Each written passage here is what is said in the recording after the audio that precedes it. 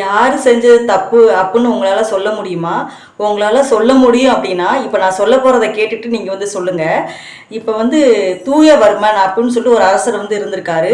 அவர் வந்து ஒரு நீதி தவறாத அரசர் தான். ரொம்ப ரொம்ப நல்லவர். அவர் எங்கே ஆட்சி செஞ்சுக்கிட்டு இருந்தார் அப்படின்னா, அது வைரபுரி அப்படிங்கிற ஊரில் தான் ஆட்சி செஞ்சார். அங்கே உள்ள மக்கள் எல்லாம் ரொம்ப சந்தோஷமாக இருந்தாங்க. ஏன் அப்படின்னா, அவர் எல்லாத்துக்குமே நல்லா உதவி பண்ணுவார். நல்லா எதுவுமே நியாயமான தீர்ப்பு தான் கொடுப்பாரு. அப்போ அவருக்கு நிகராகவே ஒரு செல்வந்தர் ஒருத்தர் இருந்தார். அவர் பேர் வந்து தங்கமுத்து. அவருமே எல்லாத்துக்கும் நல்லா ஹெல்ப் பண்ணுவார். ஏன் அப்படின்னா ஒரு ஆளை மையமாக வச்சு தான் பண்ணார். ஏன் அப்படின்னா நாகப்பா அப்படிங்கிற ஒருத்தன் வந்து இருந்தான். அவன் வந்து எந்த ஒரு ஏழை எளிய மக்களுக்கும் நல்லா உதவி பண்ணுவான். ஆனால் அவங்ககிட்ட வந்து காசு கிடையாது. ஆனால் யார் என்ன ஹெல்ப் கேட்டாலும் போய் பண்ணுவான். அப்போ அவனை பார்த்துட்டு அவனை வந்து நம்மளோட விசுவாசியாக வச்சுக்கலாம் அப்படின்னு நினச்சிக்கிட்டு அவன் மூலியமாக வந்து உதவி பண்ணுவார். செல்வந்தர் வந்து மன்னருக்கு வந்து ஒரு தடவை வந்து உயிரை கூட காப்பாற்றி விட்டாரு. அதனால மன்னருக்கு வந்து அந்த செல்வந்தர் மேலேயும் நல்ல ஒரு அன்பாகவும் இருப்பார். நல்ல ஒரு நம்பிக்கையான ஆளுன்னு சொல்லி மனசில் வந்து வச்சிருப்பாரு. இப்போ வந்து எப்பயுமே பல சமயங்களில் வந்து அந்த இருக்கால அந்த நாகப்பங்கிட்ட தான் கொடுத்து காசெல்லாம் கொடுத்து எப்பயுமே இது பண்ண சொல்லுவார், உதவி பண்ண சொல்லுவார். ஏன் அப்படின்னா அவன் வந்து ஒரு பைசா கூட அதுலேருந்து வந்து எடுக்க மாட்டான். அவ்வளோ ஒரு நல்ல உண்மையானனா இருப்பான். முதலாளிக்கு விசுவாசியாக இருப்பான். இப்போ இது வந்து ஒரு நாள் வந்து அந்த நாகப்பாவுக்கு வந்து உயிருக்கு உயிராக ஒரு தங்கச்சி இருக்கா. அவள் பேர் வந்து மணிமேகலை. அவள் வந்து நினப்பா, என்ன அண்ணனுக்கு வந்து பொழைக்கவே தெரியலை அப்படின்னு சொல்லி மனசுக்குள்ளே இப்போ குமுறிக்கிட்டு இருப்பாங்க. ஏன் அப்படின்னா பல சமயத்தில் வந்து அந்த செல்வந்தர் வந்து காசு கொடுத்துருப்பாங்கல்ல, அதை வந்து எடுக்காமல் செலவு மற்றவங்களுக்கு உதவி பண்ணுறத வச்சு இவ வந்து கையாண்டுருவா. அப்போ இதை வந்து ஒரு நாள் யார் பார்த்துருவாங்க அப்படின்னா, ஒவ்வொரு வீட்டுக்கும் வந்து துணி துவச்சு போடுவாங்க. அவன் பேர் வந்து பரந்தாமன். அப்போ அவன் வந்து ஒரு நாள் வந்து இதை வந்து பார்த்துருவான். பார்த்துட்டு அப்போ இதை வந்து என்ன செய்வான் அப்படின்னா, எப்பயுமே வந்து வேலையெல்லாம் முடிச்சுட்டு எப்பயுமே ஒரு ஊர் ஓரத்தில் வந்து ஒரு ஆலமரம் இருக்கும் பார்த்தீங்களா, ஆலமரமா அரச மரமாக இருக்கும்.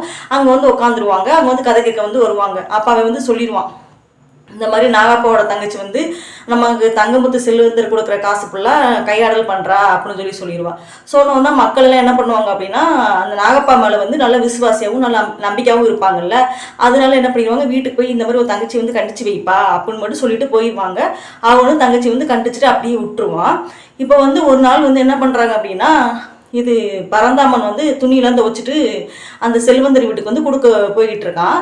நெக்ஸ்ட்டு வந்து மன்னர் வந்து ஒரு பழங்களில் ஒரு கூடையில் வந்து பழங்கள்லாம் வச்சு காவலாளிகிட்ட கொடுத்து வந்து அங்கே அவர்கிட்ட போய் செல்வந்தர்கிட்ட போய் கொடுத்துட்டு வா அப்படின்னு சொல்கிறாங்க. அப்போ 2 பேரும் அந்த வீட்டுக்கு போகிறாங்க, செல்வந்தர் வீட்டுக்கு. அப்போ அங்கே வந்து தங்கமுத்து வந்து அவரோட ஒய்ஃபை வந்து அடிச்சுக்கிட்டு இருக்காரு. அவரை அடிக்கும்போது அவங்க வந்து மயங்கி விழுந்து கீழே வந்து செத்துடுறாங்க. இது செத்த உடனே அந்த 3 வயசு குழந்தை வந்து தலைக்கிட்ட உட்காந்து அழுதுகிட்டு இருக்கு. இதை வந்து பார்த்துறாங்க. யார் 2 பேர் பார்த்துறாங்க அப்படின்னா, அந்த துணி கொடுக்க வந்தானே பரந்தாமன் அவனும், நெக்ஸ்ட் வந்து இந்த காவலாளி பழங்கள் கொண்டு வந்தால இந்த 2 பேரும் பார்த்துருவாங்க. உடனே செல்வந்தர் தங்கமுத்தும் அவரோட விசுவாசி நாகப்பாவும் திகச்சு பார்ப்பாங்க. ஐயோ உங்களுக்கு தெரிஞ்சிருச்சே அப்படின்னு சொல்லிட்டு உடனே அந்த செல்வந்தர் வந்து அவங்ககிட்ட வந்து சொல்லுவாங்க, இந்த மாதிரி நீ வெளியாட்டே சொல்லாதீங்க, என் குழந்தை வந்து அனாதை ஆயிரும் அப்படின்னு சொன்னோன்னா அவங்களும் சரி ஓகே அப்படின்னு சொல்லிடுவாங்க. இப்போ கொஞ்ச நாளுக்கு அப்புறம் என்ன பண்ணுவாங்க அப்படின்னா, அந்த குழந்தை கொண்டு சொந்தக்கார வீட்டில் போய் விட்டுட்டு வந்துடுவார். கொஞ்ச நாளைக்கு அப்புறம் அந்த குற்ற உணர்ச்சி கூட இல்லாமல் வந்து சுற்றிக்கிட்டு தெரிவார். அந்த செல்வந்தர் வந்து 3 மாதத்துக்கு அப்புறம் வேற கல்யாணம் வேற பண்ணிக்கிடுவார். இதெல்லாம் பார்த்துக்கிட்டு இருந்த இந்த பரந்தாமன் வந்து என்ன பண்ணுவான் அப்படின்னா, இவன் இப்படிலாம் சுற்றிக்கிட்டு இருக்கான் அப்படின்னு நினச்சிக்கிட்டு இதெல்லாம் பார்த்துக்கிட்டு இருந்த அந்த பரந்தாமன் என்ன செய்வான் அப்படின்னா, நான் ஊர் மக்கள்கிட்ட வந்து சொல்லணும் அப்படின்னு சொல்லிட்டு ஆடின காலும் பாடின வாயும் சும்மா இருக்காதுல்ல, அதனால வாய் வந்து சொல்றதுக்கு துடிக்குது. அப்போ போய் சொல்லிடுறான், அந்த மாதிரி தங்கமுத்து வந்து அந்த செல்வந்தர் வந்து மனைவி வந்து அடிச்சு தான் கொண்டாரு, அதனால தான் அவங்க செத்து போனாங்க அப்படின்னு சொல்லிடுறான். சொன்ன உடனே இந்த விஷயம் வந்து உடனே அந்த அவங்களோட செல்வந்தோட விசுவாசி நாகப்பா இருக்காங்கல்ல, அவங்களோட காதுக்கு போயிருது. உடனே அவன் என்ன பண்றான், அவனுக்கு அந்த பரந்தாமனை வந்து ஊர் நடுவு வச்சு நல்லா அடிச்சு வெளுக்கிறான். அப்போ ஊர்க்காரங்களாம் ஏன்பா அடிக்கிற அப்படின்னு சொல்லி கேட்குறாங்க. கேட்டோன்னா அவன் சொல்கிறான், இந்த மாதிரி என்னோட தங்கச்சி வந்து தப்பாக நடந்துக்கிறான் அப்படின்னு சொன்னோன்னா ஊர் மக்களும் சேர்ந்து அடிக்கிறாங்க. அப்போ அந்த டயத்தில் வந்து இவர் மன்னர் வந்து நகர்வலம் போய்கிட்டு இருக்கும்போது அந்த வழியே வாராரு. அப்போ வந்து என்னாச்சு என்னன்னு கேட்குறாங்க. அப்போ இந்த மாதிரி என் தங்கச்சிக்கிட்ட தப்பாக நடக்கிறான் அப்படின்னு சொல்லிக்கிறான். சொன்னோன்னா பரந்தாமன் சொல்கிறான், அரசே நீங்கள் வந்து நம்பாதீங்க, ஏன் அப்படின்னா செல்வந்தர் வந்து மனைவி வந்து அடிச்சு தான் கொண்டாங்க, அதில் உண்மையை சொல்கிறேன், யாருமே நம்ப மாட்டேங்கிறாங்க அப்படின்னு சொல்லி அவன் சொல்லுவான். சொன்ன உடனே இதுக்கு சாட்சியாக அவங்க கிட்ட பக்கத்தில் காவலாளி இருக்காங்க பாருங்க, அவங்க கிட்ட கேளுங்கன்னு கேட்ட கூட அவனும் இல்லை அவளை எந்த தப்பும் பண்ணலை, இவன் வந்து அவன் தங்கச்சி தான் இது பண்ணா அப்படின்னு சொல்லி அவனும் சொல்லிடுவான்.